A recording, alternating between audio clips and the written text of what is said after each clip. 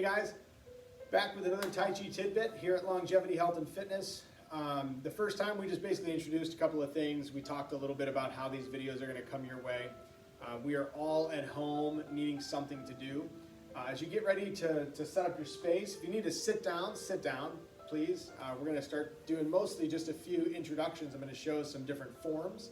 An exercise in Tai Chi or a movement in Tai Chi is called a form. We basically put together several forms to make an exercise set. Okay?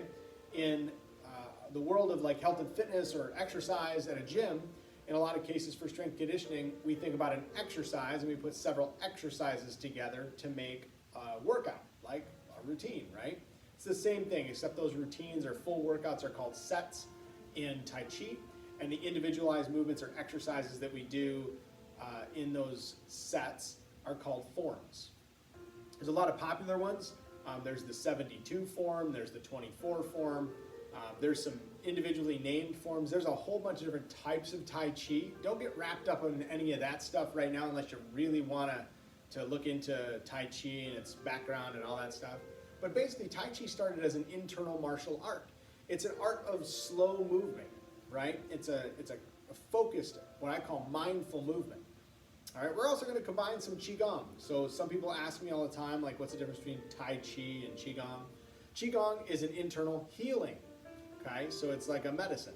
Basically, Qi is our vital energy, our vital life force, and then Gong is the ritualistic practice of, okay, gathering that or cultivating Qi, okay? That's what that is all about. It's all about breathing and meditation, okay? Slow, mindful movement, all right? So as we get into Tai Chi, we're going to do some different Qigong exercises. I'm going to try to differentiate some of those for you along the way, but they're really hard to differentiate. It's kind of like when you think about karate. You know, there's a lot of different styles of karate, but when you watch somebody kick, somebody that's really, really up to par, and they know all their stuff about karate, they're going to be able to tell you what school that person studied under, you know, who their instructor or their master was, all those different types of things. The rest of us, we just look at it and go, yep, he kicked or he punched, right?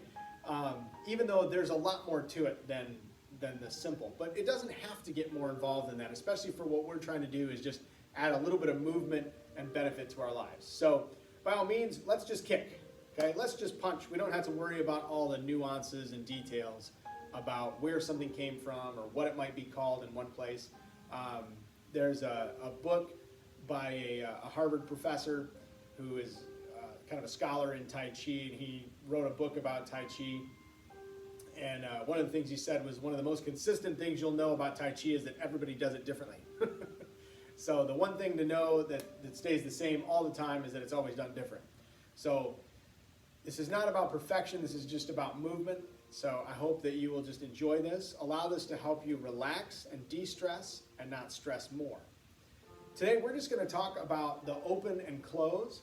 Open and close is really just a way to raise the arms and lower the arms. Everything we do in Tai Chi is a nice gentle arc. So we're going to open. And we breathe in and close as we drop those hands down. We breathe in and close. One more. Breathe in.